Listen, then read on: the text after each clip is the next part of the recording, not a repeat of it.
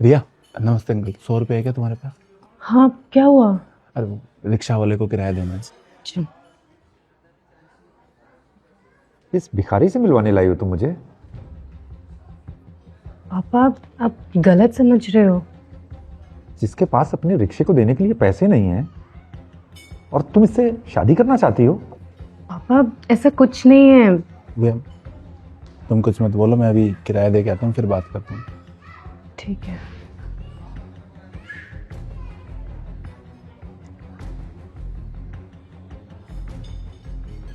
Uncle बैठ जाओ। बैठो।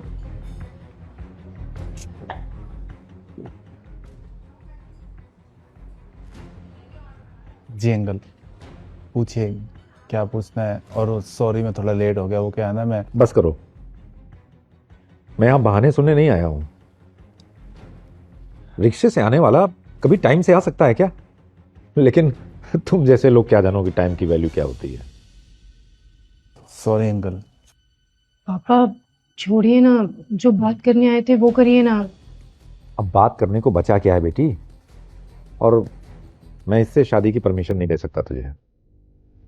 इसके पास है क्या तुझे देने के लिए? जिसके पास अपने खुद के रिक्शे का किराया नहीं है, वो किराया वो तुमसे मांग रहा है। तुम कैसे खुश रह सकती हो इसके साथ? मुझे लगता है कि हाउस हस्बैंड बनने वाला है ये। नहीं अंकल, मैं काम करता हूँ। ऐसा है, काम करने वाले अलग ही दिख जाते हैं। मुझे अपनी बेटी के लिए सक्सेसफुल लड़का चाहिए, जो इसे वो सब कुछ दे सके जो कुछ ये चाहती है। और आई एम सॉरी, तुम्हारे पास मुझे नहीं लगता कि वो सब कुछ है। और माफ करना बेटे, तुम्हें बुरा लग जाएगा। तुमने सिर्फ मेरी बेटी को अपनी बातों में फंसा रखा है और तुम्हारे पास इसे देने के लिए अपनी बातों के अलावा और कुछ नहीं है। देखिए अंकल, आप गलत समझ रहे हैं। आपकी बेटी मुझसे प्यार करती है, मैं इनसे प्यार करता हूँ। और हमारे लिए ना एक दूसरे से प्यार करना मैटर करता है। पैसे की ना रिया को चिंता है ना मुझे चिंता है। हाँ, रिया को चिंता नहीं है क्योंकि उसका बाप अभी जिंदा है और दूसरा, ये अपने पैरों पर खड़ी भी है। हाँ, तुम्हें चिंता इसलिए नहीं है क्योंकि तुम्हें तो इसके साथ शादी करके इसी के पैसों पर ऐश करना है। क्यों? पापा, ऐसा कुछ नहीं है, आप गलत समझ रहे हो। मुझे जो समझना था मैंने अच्छी तरह समझ लिया बेटी। अब तुम समझो इस बात को, ये लड़का तुम्हारे लायक बिल्कुल भी नहीं है। इसके साथ तुम्हारा कोई फ्यूचर नहीं है। अरे इससे अच्छे लड़के ढूंढूंगा मैं तुम्हारे लिए। पापा, पर मुझे संजू से शादी करनी है। कमाल है, इसके पास है क्या तुम्हें देने के लिए? सर आपकी कार की कार ठीक हो गई है और 1 करोड़ की पेमेंट आई है। कौन से बैंक पर ट्रांसफर करनी है? तुम बाहर वेट करो, मैं बताता हूँ तुम्हें। Sure sir. जी अंकल, आप कुछ कह रहे थे कि क्या है मेरे पास आपकी बेटी को देने के लिए? तुम्हारे पास मर्सिडीज की गाड़ी है और तुम रिक्शे में आ रहे हो? जी अंकल, वो क्या है, रास्ते में मेरी गाड़ी ख़राब हो गई थी।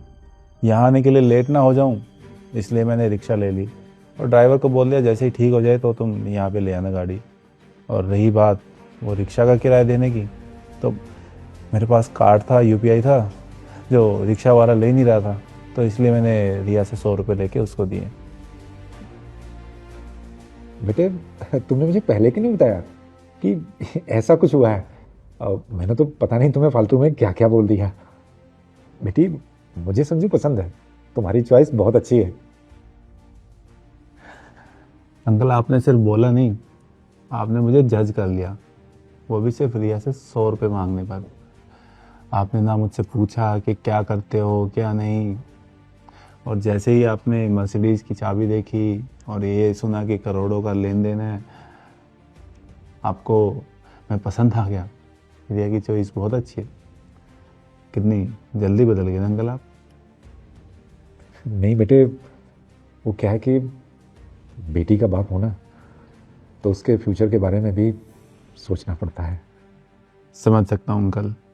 देखिए, आप कैसे हो, आपकी सोच कैसी है, मुझे उससे कोई लेना देना नहीं है। मुझे ज़िंदगी रिया के साथ बितानी है। और ज़िंदगी बिताने के लिए आपका पार्टनर अच्छा होना चाहिए।